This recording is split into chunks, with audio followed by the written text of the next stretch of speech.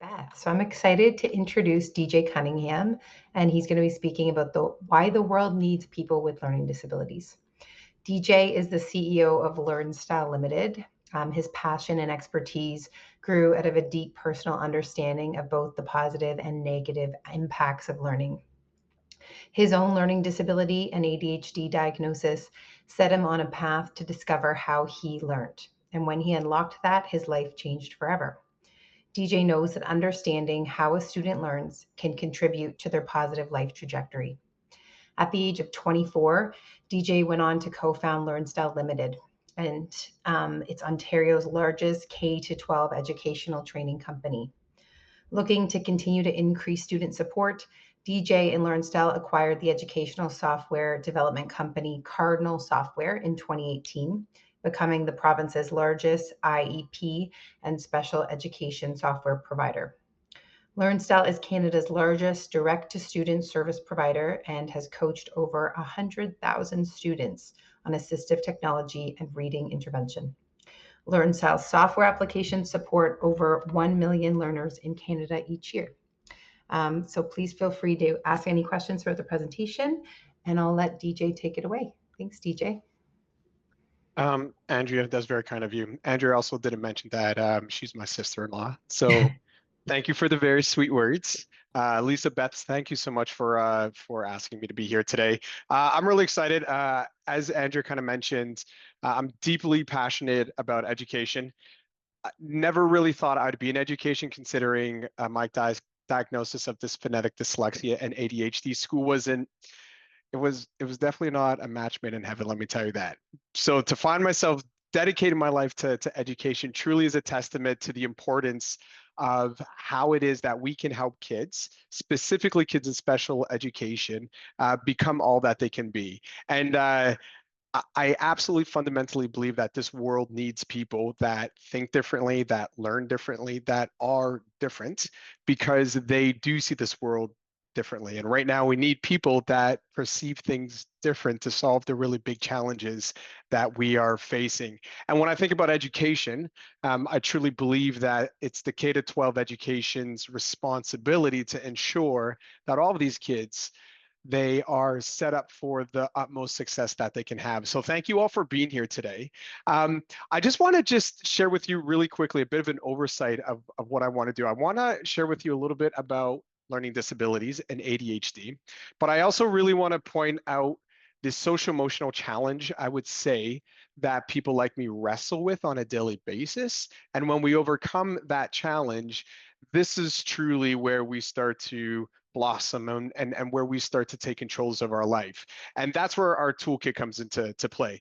The goal of today is foremost to share with you a whole bunch of different strategies and various pieces of technologies that you could either use for yourself, or more likely, you can start thinking about how perhaps they could be used to help your children become more independent.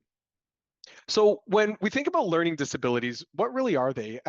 Truly, it's a neurological mapping. So somebody like me, my brain pattern is different, if you will, than the quote unquote normal person. And in fact, even learning disabilities, that term is somewhat falling out of favor. It's more known as a neurodiversity now. So I'm somebody that lives with a neurodiversity. And what that means is I truly think and learn differently. And this means some academic routines, if you will, are really, really hard for me to learn content through. And on the flip side, I also have ADHD. It too is a neurological condition. It more has to do with a chemical imbalance of dopamine. So for me, I have a really, really hard time naturally focus. And if anything, I get agitated, that's the hyperactivity, to start creating some levels of dopamine that allows me to focus in on what I'm being asked to do. Now, with learning disabilities, there is a whole bunch of different types. Again, as mentioned, the term learning disability It's truly an umbrella word for all of these different things.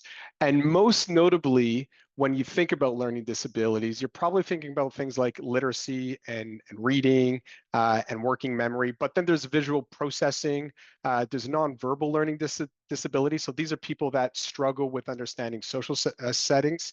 And then there's dyscalculia. So this is people that really struggle with numeric equations when it comes to math.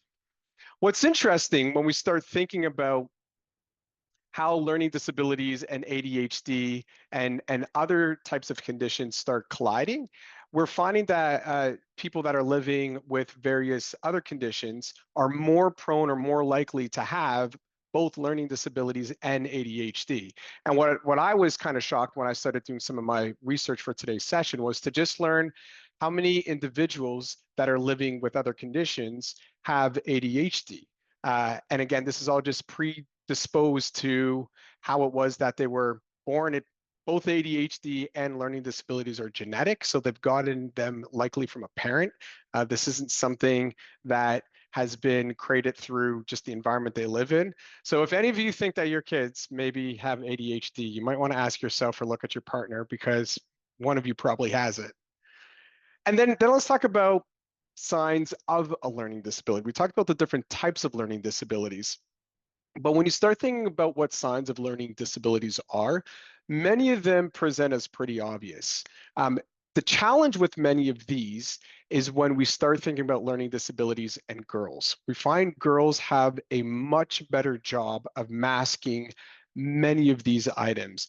In fact, my very old 11-year-old daughter just got diagnosed with a condition that makes it hard for her to write, dysgraphia. And it blows our mind because she has the most incredible printing you will have ever seen.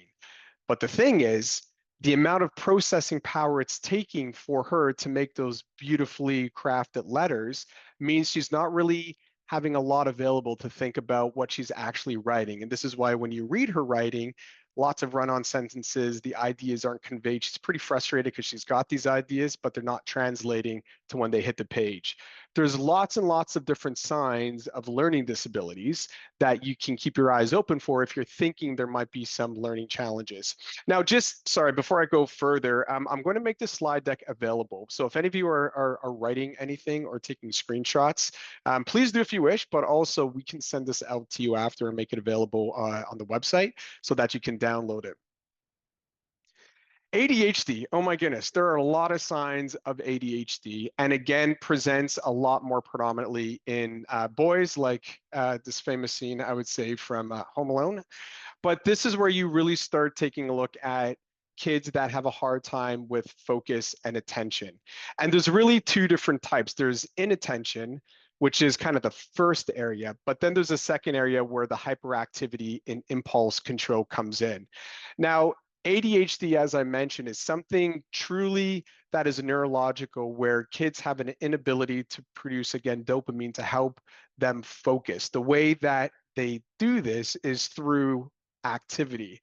So one of the biggest ironies I always find is when kids are put into a classroom, they're sat at their seat in rows, and then they're told to focus on something.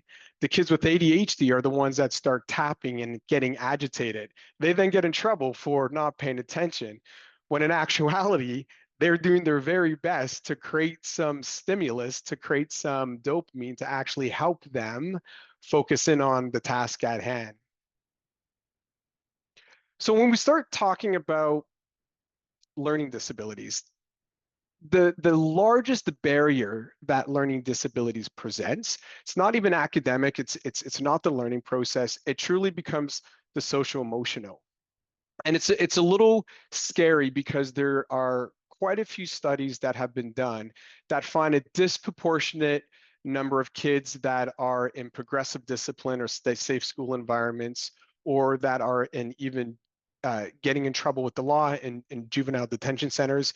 A disproportionate number of them have either learning disabilities and ADHD. And the reason is we find so often that the frustration of living with these things are causing them to act out. And let me kind of break this down for you a second. What's interesting, the number one thing that we as people are most afraid of, it's actually being embarrassed. It's the number one thing that motivates people. So when you think about people that are living with learning disabilities and are attending school and can't read or can't write, they're in a constant state of fear of being embarrassed. Um, this whole idea of being embarrassed starts creating a whole bunch of different anxieties. There's stigma around having a disability. There's word that you're going to be called out on it. Learned helplessness comes into play. It's way easier just sitting down and waiting for somebody to come and do it for you, as opposed to you trying to do it and expose that you might not know how to read or you might not know how to write. And then there's just a whole bunch of low self-esteem that comes out of constantly having to have people do things for you and constantly feeling like you are very different than everybody else. Um, I can share how this kind of climaxed for me in the most dramatic way. I remember the first day of grade 9. I was headed into my school and I was handed my agenda. And the very first class of grade 9 at a brand new high school so happened to be English. And now you have to appreciate this. When I was in grade 9, I was probably reading at about a grade 2 level ish. So the idea of going to English and potentially having to read out loud just scared me. And it's amazing how that almost embarrassment factor creeps in, because automatically mine goes to, how do I not go to the first day of English? Like maybe I just go home, maybe I just go to the cafeteria and hope for the best. But it's the very first day. Where else am I going to go? And I'd feel weird being the weird kid not going to the first class of grade 9. So I show up at grade 9 English. And I remember finding a desk that was at the very back of the class away from everybody, thinking that maybe if I just like melt into this desk, nobody will notice that I'm here and I can get through the first day of English unscathed. I was very wrong, because in walks my teacher. And you have to picture this person. You all know somebody like this in your life. They probably eat rainbows and happiness for breakfast because there's so much joy inside of them and they kind of float around. They don't really walk, they just float on positive vibes and energy. So my teacher floats on into the class and she cheers for grade 9 English like it's an all out, yes, people, you're in English, which terrified me, because I'm like, nobody likes English this much. And I get even more nervous knowing that I don't know how to read. And without further ado, she starts going around and handing out the book Romeo and Juliet. I started thinking I was in a world of trouble at this point, because she went on this kind of monologue of how else do we even touch Romeo and Juliet other than to read it out loud. And with that, she started asking for volunteers.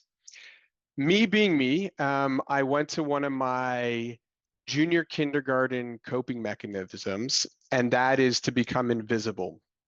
I have this amazing ability to do it. At least it worked in JK. If ever I needed to go invisible, I would just close my eyes and I couldn't see anybody.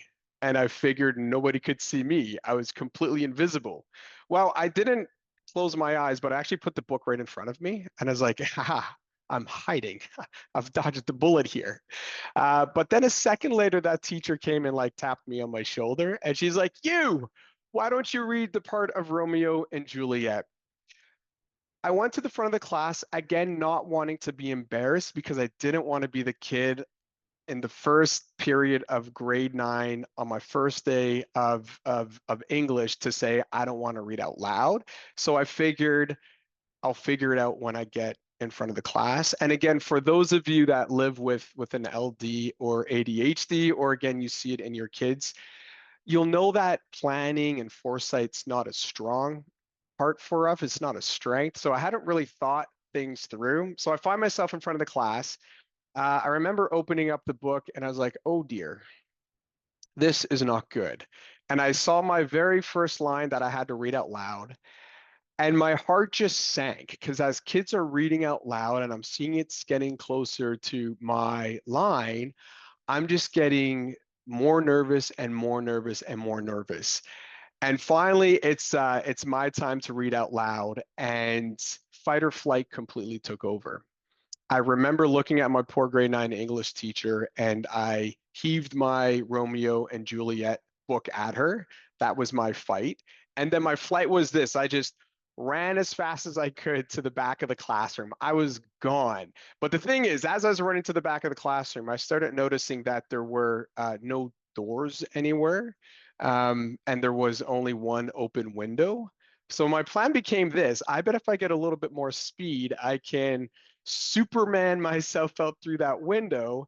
And that is way less embarrassing than having to try to sound out the words of Romeo and Juliet in front of my grade 9 class. My train wreck is not quite over.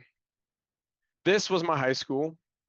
If you can see where that arrow is, that was my English class, which means when I jumped out of the window, I found myself in the center quad area of my school. And for whatever reason, they lock all the doors on that center quad on the first day of school. So I found myself having to go back to that open window and pull myself back into that grade 9 classroom. Weird thing though was everybody was cheering for me for some reason. And I met my principal that day, Mr. Ambrose. He was a very good guy. Andrew can attest to this. This is not me. Like I should not act that way. I'm not that crazy. However, the complete anxiety and the social emotional distress that I was feeling in that environment caused me to do this.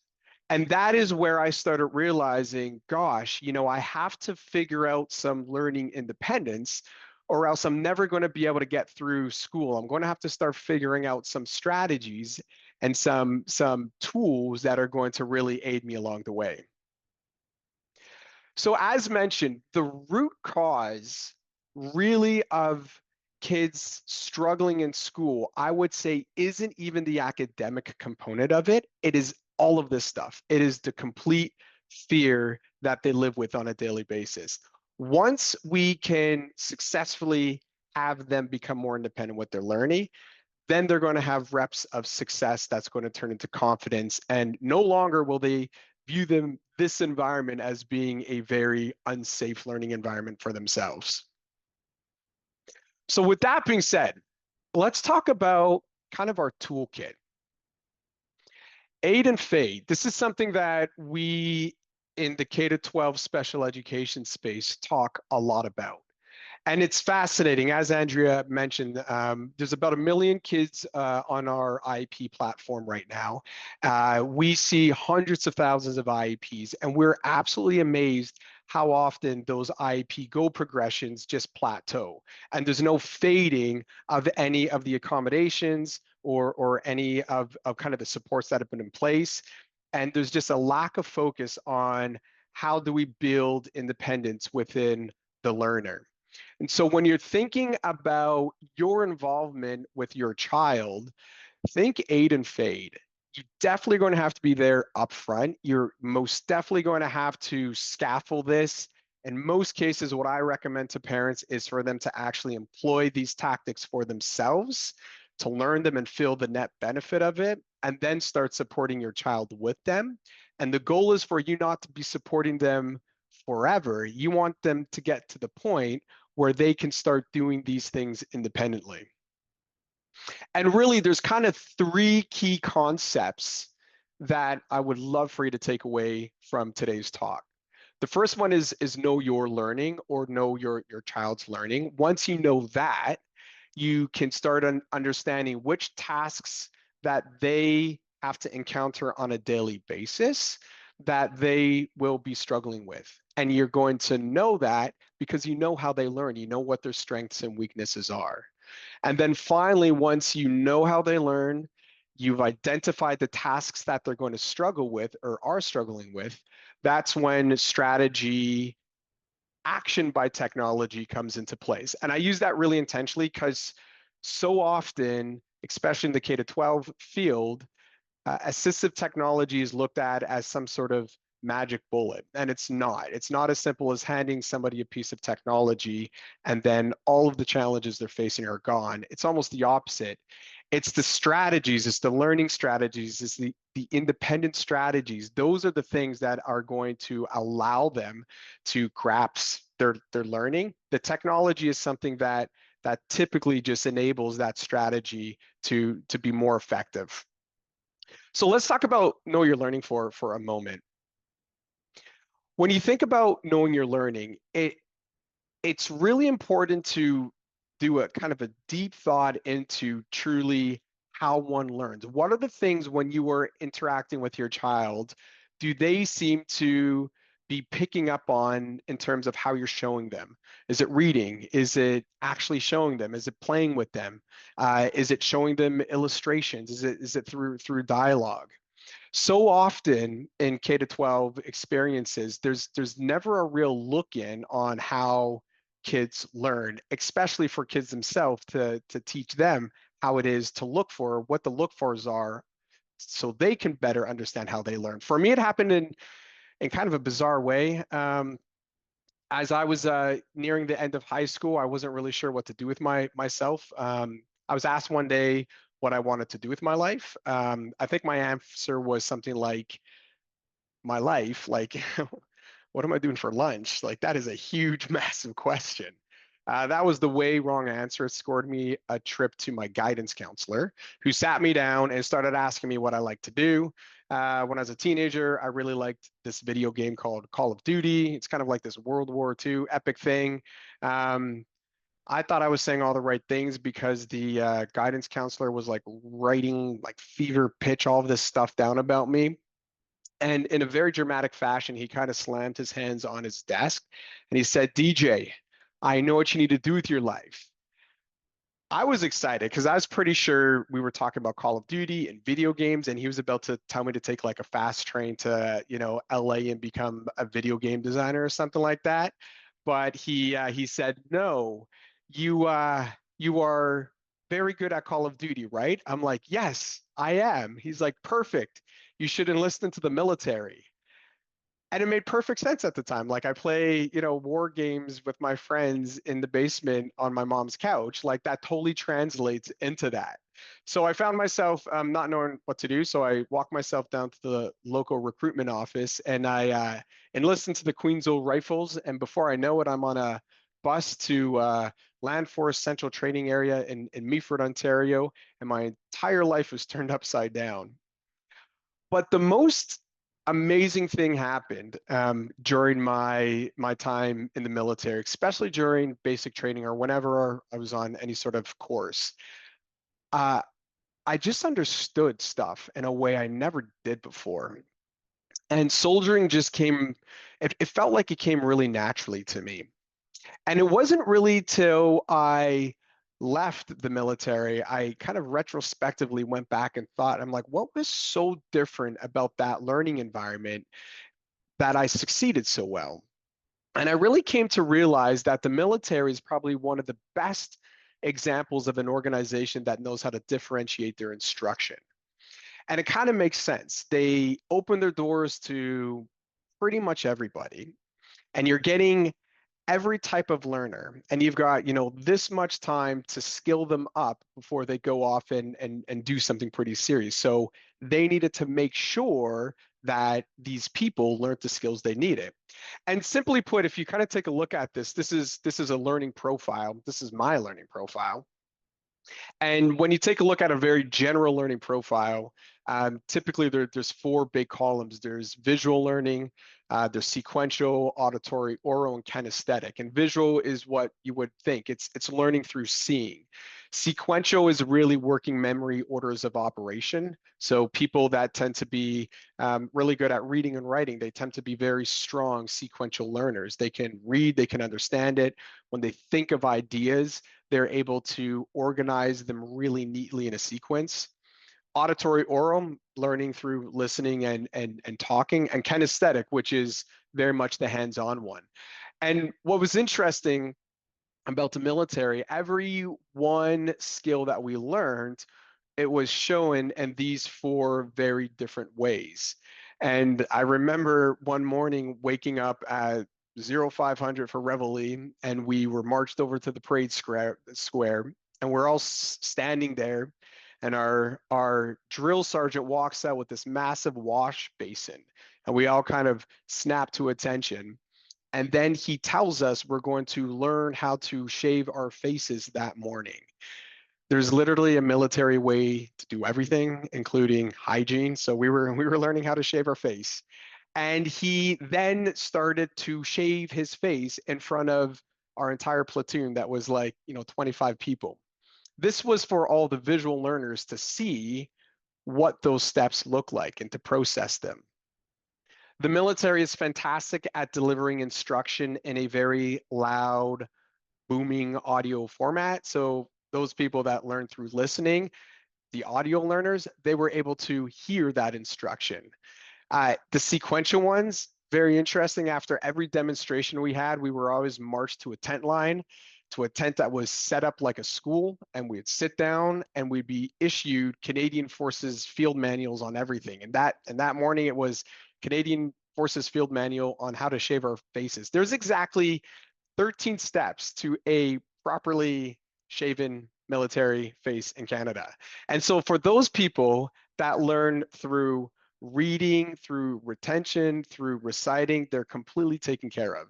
And then the kinesthetic learners, the ones that learned best through practice. My goodness, we were shaving our face like 3 times a day, it felt like, during basic.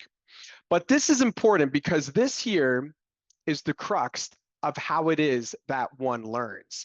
And once people start to think about this and truly understand it, it becomes a game changer.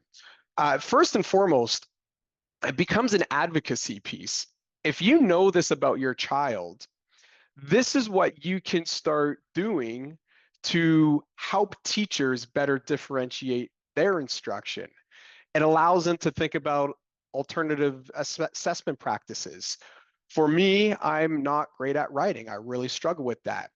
A part of my accommodation was alternative assessment when it came to essay writing when writing wasn't being evaluated. So, for instance, in history, uh, it, the purpose of a history essay is not necessarily to see how well I can write, it's to see how well I can structure my thoughts around whatever historical piece I needed to convey my knowledge on. So for me, a part of my alternative assessment practice was I could turn my essay into a presentation, or even further, I could make a little video or a poster presentation around it.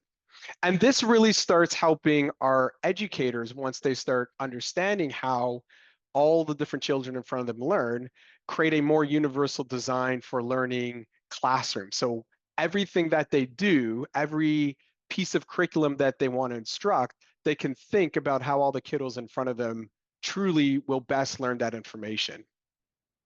Now, here's kind of the piece on your side. What's so interesting is so often when we have an opportunity to talk to parents in particular, there's a lot of thoughts around how the education system should be responsible for this. But we find so often, as just mentioned, though it might feel like they should, and in many cases teachers are, there's not good systems in place to capture that information and share it amongst other teachers. So the very first thing I would say is just take action and start being mindful about this when you are with your kids. Make sure and slow down to really observe and even do some activities where you are differentiating it. If you're wanting to teach them how to play with a new toy, take a little bit of time and create some visuals and show them that first and watch what play looks like. If they're at the age where they're learning to read or they have some language, try writing a couple of prompts for them and see if they take off with that. You absolutely, through observation, can start seeing and understanding how your child learns. If you're fortunate enough to get a psychological evaluation, that's probably one of the greatest tools that a parent can have if there's ever concerns that there is learning challenges. Going to a psychologist and getting that psychoed will really map out truly how your child learns. And then the other one is really educators' insights. My mom, great mom, However, her relationship at first with the school, she was a hardcore advocate. She kind of walked in locked and loaded. She didn't make many friends amongst my teachers. And she learned pretty quickly that that was not the approach to go, because she found that I, more often than not, didn't get the attention I needed. So she really changed it to a collaborative approach. She fostered relationships with my teachers. And as such, she learned so much about me because there's a genuine interest in me through my teacher, through the relationship that my mother had created with her. Educators or insights are huge, and even prompting them to share with you how your child learns, you will be surprised how much they know and how much you can learn from that. So once you start thinking about this, what I challenge you to do is to make a copy of this just on a piece of paper with pen and map out what you think your learning profile looks like. And then if you've got other people in your household, have them do a similar thing. It's an interesting practice to start just getting some insights into how people think that they learn. Because again, once you equip this, we can start adding some strategies and technologies to the tasks that these things are responsible for. One thing before I leave the slide, if you take a look at kind of that middle point, the typical person is going to learn anywhere between kind of the 40th and the 60th percentile when it comes to their various learning modalities. So that is to say, if somebody is in the 50th percentile for visual learning, they're better at learning information in a visual way than 50% of the world's population. And on the flip side, 50% of the world population is better than they are. If you take a look at that black line, that is what my profile looks like. And you're going to see this with a lot of non-typical neurological kids, where we have what are known as our peaks and our valleys. So typically we've got some really strong points, and we also have some really low points. So for mine, visual, auditory, kinesthetic strengths, sequential is my weakness. When I went through school, about 85% of academic assessment happened in that S area. Just no wonder why school was so frustrating for me. But it also gave me insight into, I can now begin to understand the tasks that I need to learn some strategies so I can be more independent with that S area. When we start talking about how one is diagnosed with a learning disability in particular, it's going to be the difference kind of from that top point to the bottom point. If that's greater than 50 percentiles, that's typically what's going to diagnose somebody with a learning disability. Now, when we start thinking about somebody that is on the lower intellectual scale, MID, DD, you typically will see just that black line is lower. So all that means is we need to think about perhaps multiple strategies for multiple modalities of learning to allow that individual to be independent with again, their learning. So we've talked a whole bunch about kind of that big thought process of why it is we need to, or how it is that we need to know why we learn. And the next point is to start thinking about tasks. Tasks are the things that we have to complete on a daily basis. And a study was done with about 500 teachers here in Canada, and they were asked kind of build out what are the tasks that kids do on a daily basis in school. And this is what the findings was. It is these 7 tasks that typically kids have to face on a daily in their school environments. And why this becomes really important is we can start, again, as mentioned, identifying some of those tasks that your children perhaps are struggling with. And by doing so, we can start finding strategies and technologies to help them be more successful with those tasks. So once you know how you learn, once you've identified the tasks that need the support, now we get into building out that toolkit. It's the strategies, then the technology that you need. cannot emphasize how important developing a toolkit for any learner is. This is the thing that truly will define success in a person's life. Once they have found those areas that they need support, this is the thing, the toolkit is the thing that allows them to overcome those challenges so they can get away from that stigma, they can get away of that fear of being embarrassed. And it all truly starts with strategies. The second most important thing I want you to take away from today is this website right here. It's a free resource. It's called cloudgearlearning.com.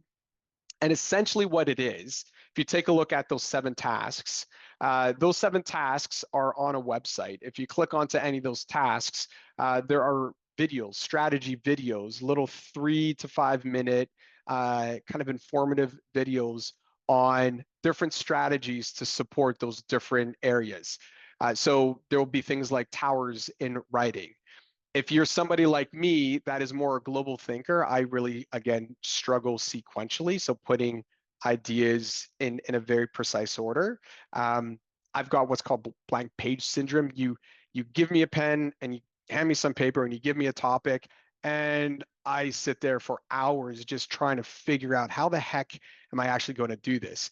Towers is a strategy that breaks that all down. It starts with think. It's just thinking about the ideas. It's using a mind map to just drop down every and all ideas you know about that topic.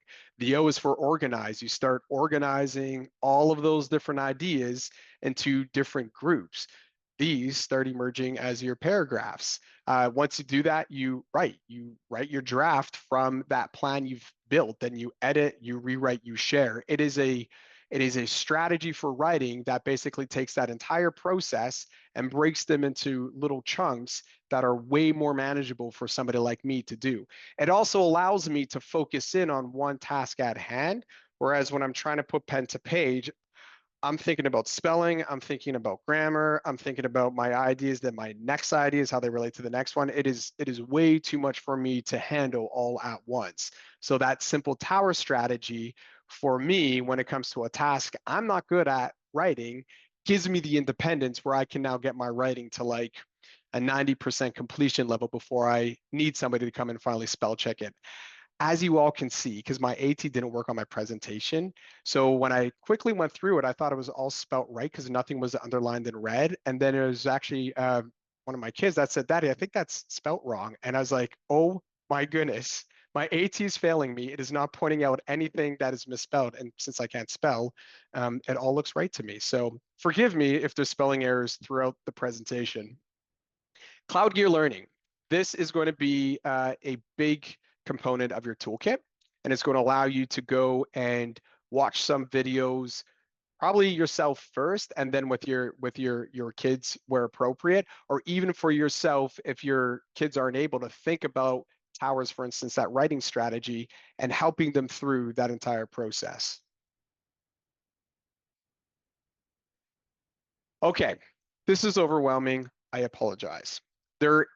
There are big buckets of assistive technology. And again, we will hand this out to you after, or if you want, take a screenshot of this. But what you're seeing on here essentially are the 5 large buckets of assistive technology that is in existence today when it really comes to learning. And what I've done here is I've given you some examples of where, in terms of the learning piece, the AT is going to support, and then also a couple of options that you might be able to check out. Right now, text help, read and write for Google, is the most widely used piece of assistive technology globally. Uh, Check with your kids if they are school age and if they have access to assistive technology. Most likely, it's going to be read and write, and read and write builds out many of these different buckets, or they have components to many of these different buckets. And if they don't have access to AT, at the very end, what I gave you is kind of a bonus piece. Lots of devices these days, the operating systems have fantastic accessibility features. So whether you're on a Mac or a PC or an iPad, you can most definitely start playing around with the accessibility settings to start seeing how you're able to mimic those 5 other categories. And again, this technology, all it's meant to do is action out that strategy. So, for instance, that think aspect of towers I mentioned, we're really talking about organization and executive function. This is where you can use things like Orbit Notes or OneNotes or Evernote. These are all tools that can be used as mind maps to get those ideas down. Um, if spelling is such a concern, you can enable voice recognition that again is helping action out that thinking process where you're now taking away the spelling component for kids and they're now just speaking out the words to populate uh, that chart that they're making that chart of ideas. And then when you get to write, again, you can either use voice recognition if writing is such a problem, or you can use word prediction. So as kids are typing, it's just like on your cell phone, there's going to be predictive text where kids can start identifying the words that they want to put in and click onto them. Edit, kind of interesting. One of the main tools that professional editors use is text to speech. A professional editor no longer rereads their work back to themselves. They have a computer read it to them. And the reason is whenever we write or whenever we write something, when we write it all down and we go back and reread it, when there's an error, we don't see the error. The reason is we're not decoding all the words on the page. We're primarily pulling from memory. This is why so often you reread something, you leave it for like a couple of days and you come back and you reread it again. You've forgotten exactly what you wrote. You're forced to reread or decode every single word. When a computer reads to us, it's not filling in the blanks. It's literally reading what is there. And this is why kids, especially when they're editing their work, having it read out loud to them, and this is if they have a disability or not, it's found that you're able to hear 90% more of your mistakes than when you try to edit something on your own. And then when you get into the latter parts of the whole process of towers, there's options for Grammarly to go through and check punctuations. There's options for restructuring of sentences to happen. So all in all, the AT is great. However, the AT, as mentioned, actions out the strategy. Always the focus should be on the strategy first and the technology second. Okay, so we've talked a lot about strategies and assistive technology. I want to shine a light for a moment on ADHD because, again, I was fascinated just to see how attention seems to be a pretty major challenge. And if we can't get attention under control, then everything else up above is really a challenge to focus in on. When you think about ADHD, there's really planning components and there's almost kind of more tactical components that one can learn how to do. The planning one really has a lot to do with time management. People with ADHD have horrible time management skills. And it is one of the challenges that they live with where they always feel like they're working, they always feel like they're late, they're always kind of running around with their head in a cloud. Primarily, it's because they have really poor time management skills. And that's because their working memory really struggles. They have a hard time keeping a plan in their head and executing that plan. So when we talk about time management, here's 3 really great strategies that you can lean into: checklists, calendars, and buffer time. Checklists. Oh my goodness, I am lost without checklists. I'm completely pointless if I do not have a checklist. And my wife discovered this a long time ago, so I've got lots of honey-do lists and lots of lists that are right on my bulletin board that I have to get done.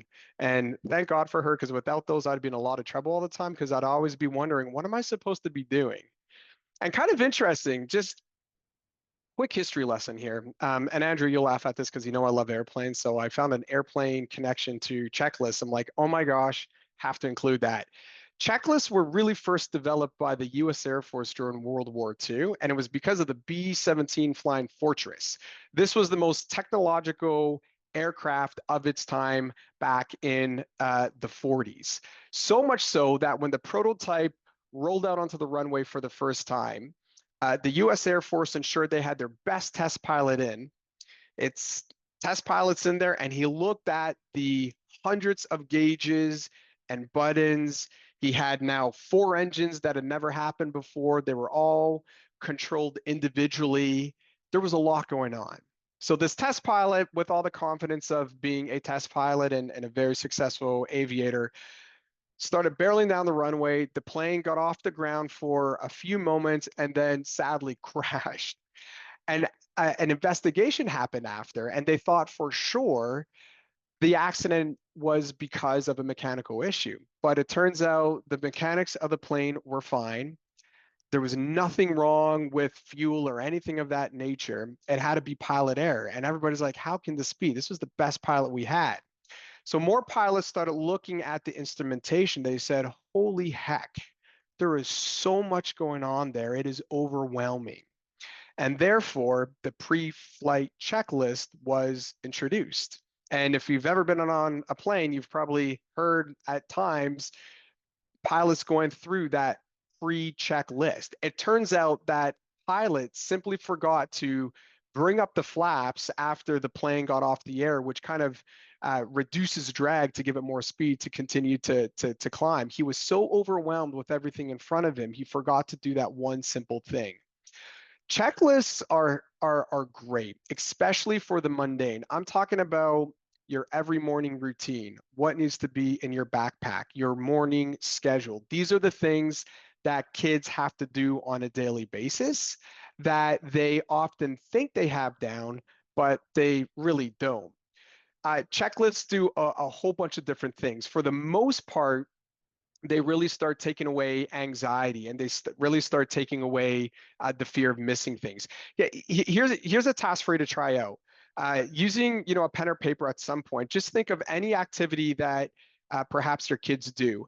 Have them create a checklist or create a checklist with them and have them go through and have fun kind of checking it off as they get all those items. What's great about checklists, if you have an Alexa or a Google or any of those things, if you go to any of these kind of company sites, you can look at how they have checklist functionality built right into it, where kids can now make their own checklists. So they can have a digital copy that you're just redoing over and over and over again.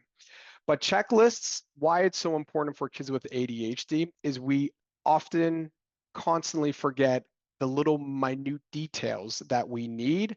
We think we're on our way to school, but it's only when we get in the car or on the bus we realize we've forgotten so many things, and that creates anxiety. That creates a chaotic morning. So a checklist can really, really help alleviate that. TJ, I'm Another just one doing is the time check. It's 3:58. perfect. All right, I just got a couple more points here. The other one is calendars. Calendars become really, really important. Primarily, it's the fear of the unknown that calendars can help mitigate.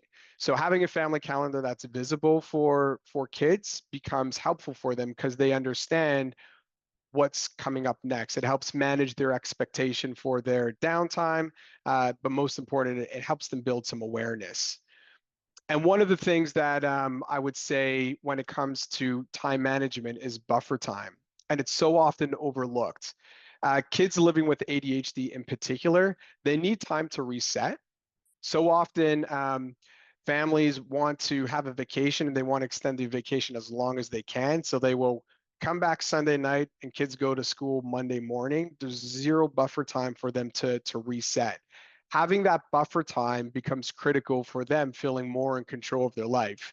The other piece with buffer time, it's even transitions of activities. So that whole morning routine I mentioned, having 15 minutes built in where all of the tasks are done, backpack is packed, breakfast is eaten, and there's just 15 minutes to transition does a lot for anxiety and allows kids to really be set up for success when it gets to their days. Um, The piece that I kind of want to land on, it's when we start thinking about all these things that I've mentioned, there's a lot going on. There's a lot in terms of thinking about the different tasks that one needs to complete. There's a lot of strategy components I mentioned. There's a lot of technology that you can use in order to really start learning and making sure that it all works. It's all about building that confidence in the individual. And confidence is creating by repeating itself. What I would completely suggest you do is try one of these strategies for a task that is of a challenge. You want to then implement it, and then you want to basically pivot until it fits. None of them are going to be perfect out of the box. The most important thing is to know your child and know your learner. When you really know those things, you can pivot any strategy that you have, and you can put in different technology actioning that strategy out until it fits and that child has been successful with it. Now it's all about giving them the reps of success on their own until they feel confident in using that strategy on their own. So if we do all of these things, if we really go back to the very beginning of the presentation and we identify the learning challenges that one may have, if you go through and you start leading with the idea of, I want to build independence so my child is not embarrassed, and that's kind of a guiding mission, you can start building that toolkit of learning independence and ultimately resiliency that's going to allow them to be completely successful. And as mentioned right off the top, my gosh, we need right now more than ever for our kids that think differently and that are quote unquote different to be the difference makers this world needs them to be. Thank you so much. As mentioned, the deck will be made available. So if you're interested in that, it'll either be emailed to you or it'll be on the website so you can come and check it out. Thank you, DJ. What I really liked about that, I work in early intervention, as you know, and we try to take a strengths-based approach where we focus on the child's strengths and build from there. And I feel like that's kind of also what you are kind of trying to do with learning. It's like if you know your child's learning strengths, then you can get really far. And I have found already in the school system, I think just because of the sheer number of children, that it's often like your kid is doing this and this wrong. And I don't hear a lot of that strengths based approach. So I appreciate that shift. And I feel like we all need to make that shift in all aspects of learning. Well said, for sure. Does Hey, anybody have DJ, any questions? I have a question. Just maybe more like if you could give an example. If you're trying to teach writing, is there a way, is there like how would you do that in a kinesthetic way? If somebody is trying to learn or to learn an alphabet or something, like that's probably the domain that I'm least familiar with. Yeah, so if you think about the alphabet, for instance, there's a lot of fun ways where kids can get outside and you could start having like even large pieces of paper that have all the different letters of the alphabet on it. And they can start learning how to put them in order from the beginning to the end. They can walk around the community and start identifying different words or different things that start with the different letters to start creating that letter sound recognition. And that's all kinesthetic is. It's getting them moving really while learning. And I'm sure you know there's a lot of evidence that just that movement, just the physicality of walking around trying to learn something allows some people to take in that learning more easily. So that's one quick way that we've seen early years educators be able to teach in a more kinesthetic way when it comes to the writing an alphabet. Excellent. Thank you. That's interesting too, because yeah, we do a lot of movement coaching for parents with children who are struggling with attention. Like even in 2-year-olds, you can like run and like point out a body part on a doll versus just asking them, where's the nose? It makes a huge difference, that movement piece in listening and paying attention. Yeah, and that's what's exciting when again, as mentioned, if one advocated and a teacher understands that, they can start developing their lesson plans where that movement is built right into it. And what they start learning, and I'm sure it's something that you've all heard before, what's essential for some of those kids really benefits many more of them. And that's what's exciting when you start seeing these educators kind of little epiphanies happen, saying, "Oh my goodness." By creating a universally designed lesson, it's allowing me to not have as many behavior issues in the class because these kids are learning. They're not frustrated like so many of them are sitting there not actually being able to engage with that content. Especially in young kids, I think. And you think about the size of the classroom and the number of kids, it's hard for a teacher to incorporate movement, but I think it's really important. Absolutely. Yep. One of our favorite dances at the Costello conference parties is the what is it called? Put your right hand in, put your right hand out. Oh, the hokey pokey. Yeah. That's so fun. Yeah, it's so true. So true. Awesome. Let me ask one more question. If a parent wants to be an advocate for their kid and they need to interact with the teachers and the aides and the other administrators at the school, what's the best way?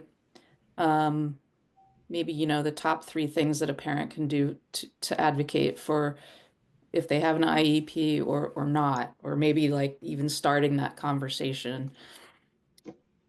Yeah, it's a great question. IEPs are pretty critical. So going down the road early on that is always something that's going to equip you with a pretty tangible piece to go in and advocate with. Really can't understate the importance of that documentation. But a lot of what we find is what I said a little bit earlier. Advocacy is really best done through strong relationships. So it's getting involved with the school. That idea of see and be seen. So PTAs, volunteering, being a kind person to that school environment. Because when you have that relationship, the words that you speak are really listened to, whereas opposed to, as I mentioned, my mom kind of went and locked and loaded pretty hot and heavy at first. And I'm pretty sure my picture was in the office on a wall somewhere with my mom's next to it being like, pain parents, like tread lightly. Those 2 elements are really big. And then the third one, I would say it's just the really engagement on your end to see what those learning kind of challenges are and try some things on your own if it hasn't happened at school.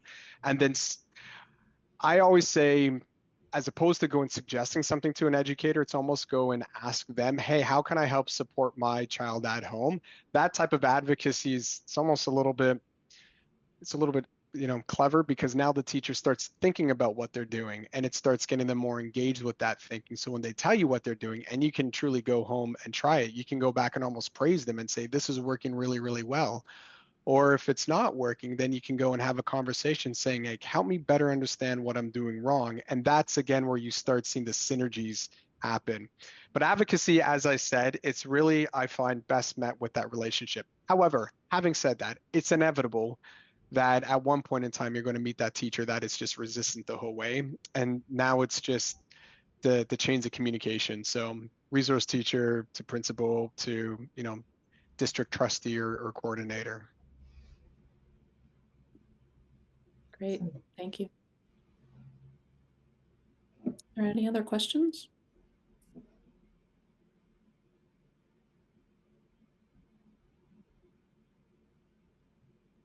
All right. Well, DJ, thank you for a really insightful talk, and your personal stories really animated it, and I'm sure we can all relate as we've been on our own learning journey and our journeys with our kids as to how fundamental some of those interactions can be as you're growing up in school. I think there's a lot to take away here. Really appreciate your time, and thanks for sharing. No worries. Thank you so much for having me. Enjoy, everybody. All right. Have a good afternoon.